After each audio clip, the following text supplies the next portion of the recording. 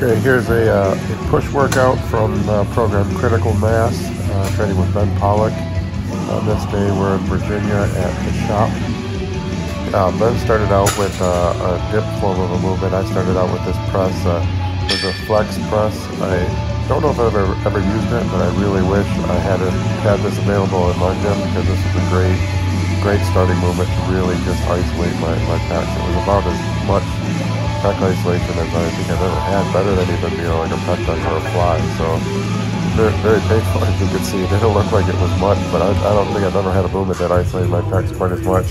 Now this is kind of a unique movement.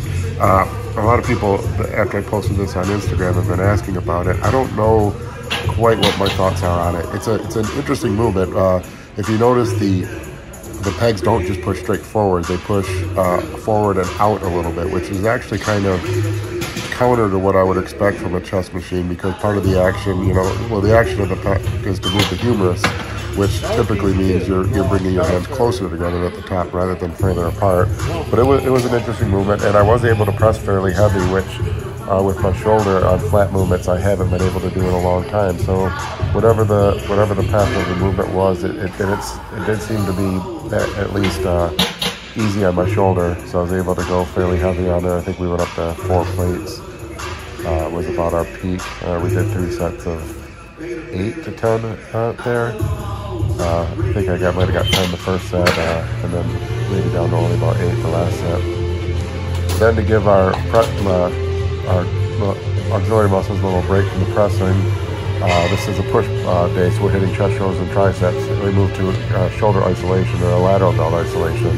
So after all the pressing, your front delts are going to be kind of burned out a little bit, so I don't like to jump right into a shoulder press at this point, because I'm already kind of overtaxed from the chest pressing. So I like to isolate the side delts a little bit, give my front delts a little bit of a break before moving on to a pressing motion. And one of my favorite ways to do lateral raises with a dumbbell is seated. And I feel those much more in my side delts than I do standing laterals for whatever reason. They've just always been a better movement for me. So now you'll see Ben's a little leaner than me, so he's training shirtless today, or at least in a tank top. And there you go, and you can see he's getting some peak contraction there.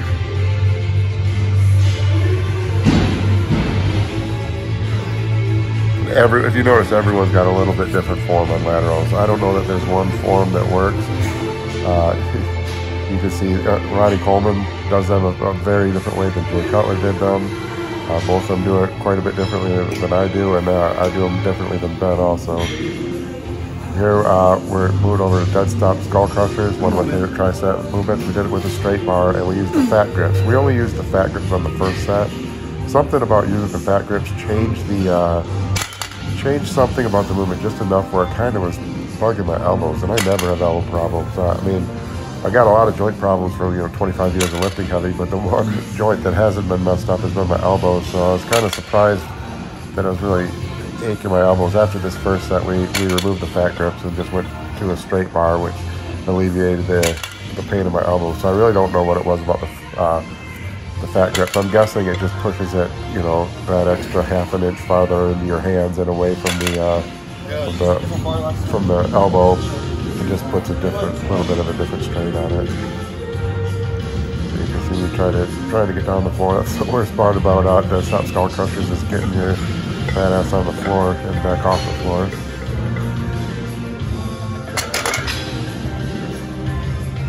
So watching these, I always notice little things. I've been dealing a lot with left arm, left shoulder, left tricep strength. There's some kind of nerve issue, and you can see the left side of the plates always hit the ground first, and I was really concentrating on not doing that. But there's something about the path of the movement that my brain doesn't record where my hands are properly. I don't know if that has anything to do with my strength difference or not, but it's very difficult for me to get get both arms down at the same time, even when every part of my brain is sure that they're level.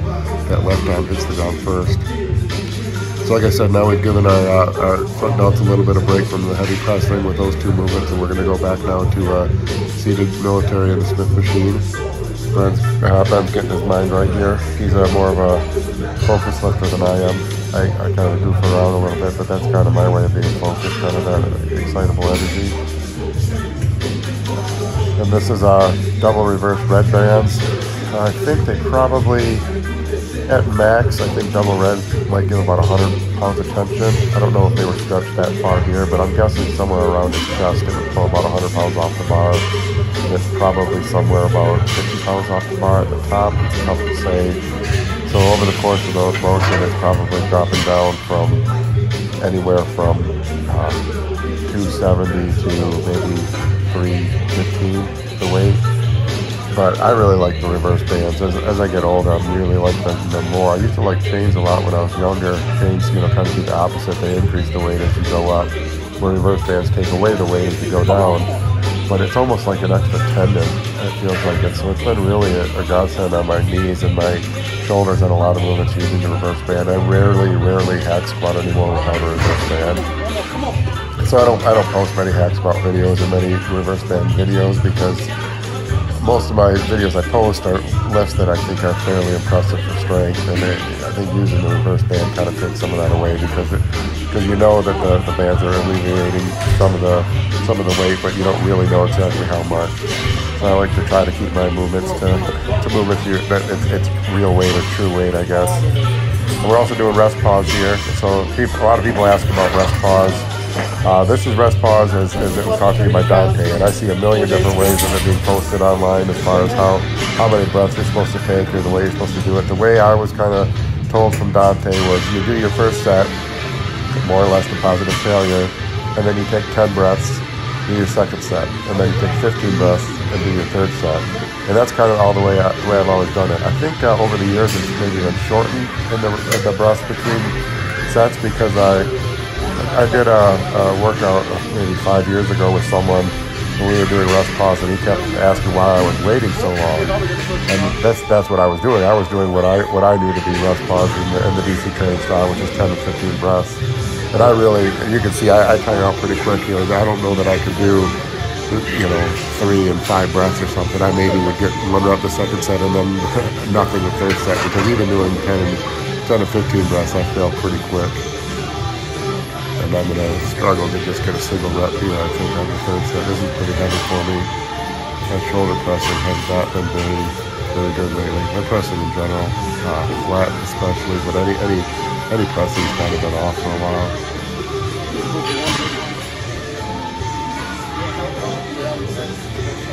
Here's the third set. This is pretty good lighting here. So, wish I could do all my workouts in that kind of lighting.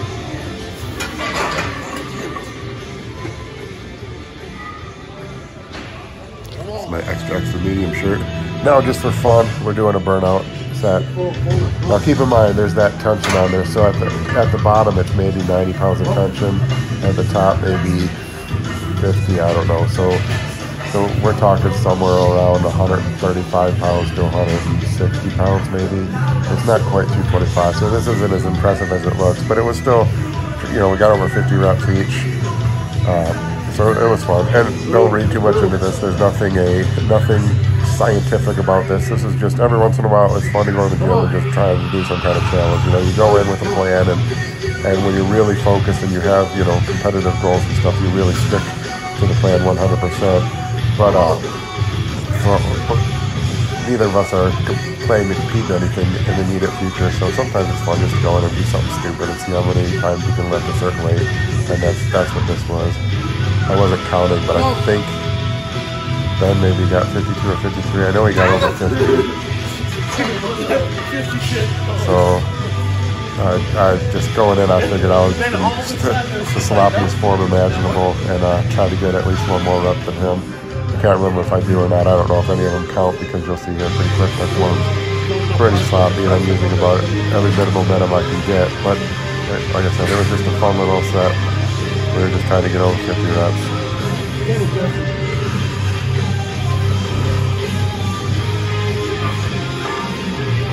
Yeah, so I think I'm actually even pulling down on the negative, trying to make it go faster. And that's what I've learned over the years of doing these high rep speed burnout sets, is it's all about speed.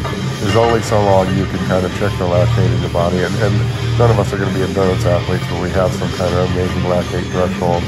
So for me, it's always lungs or lactate. It's never really true muscle failure where the weight's too heavy.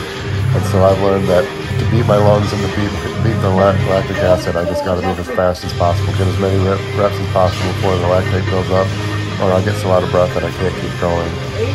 And here, you'll see pretty soon towards the end, really the last few reps are pretty garbage. I'm just basically just using momentum to drive it up there. And that was just complete failure. I couldn't even hold it at the top to rack it. But it was a fun set. Got a great pump.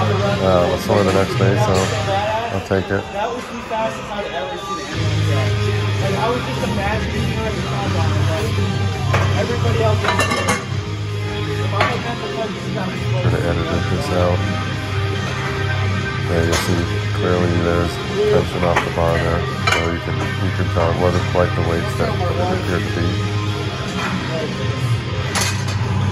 I'm missing that so much. Train with someone. If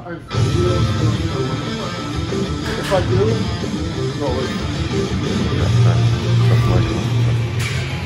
All right, now we're doing overhead rope extensions. I can't remember what Ben called these. I remember reading Larry Scott used to like to do. I think these might call these Garanda extensions. Larry Scott used to love to do these actually with a bar, not with rope. But it's overhead rope extensions with your elbows or your upper arms, your triceps kind of resting on a bench. And ideally, the way Larry Scott, he actually had a triangular shaped bench or a V-shaped bench designed so he had a spot to put his head, so your head's face isn't smashed into the pad. But this is a mechanical drop set. So you go to failure with your hands completely separated on the positive and negative, where you have the least amount of advantage, mechanical advantage. And then as you get positive failure that way, you start putting your hands together on the positive motion and then keeping them apart on the negative.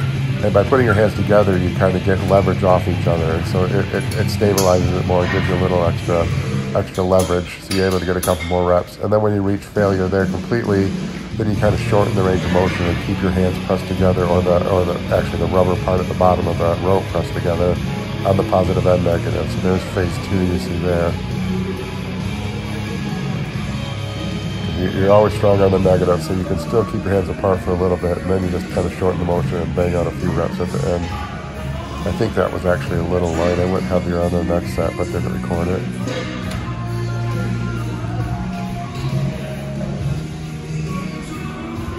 Could have done some better editing here.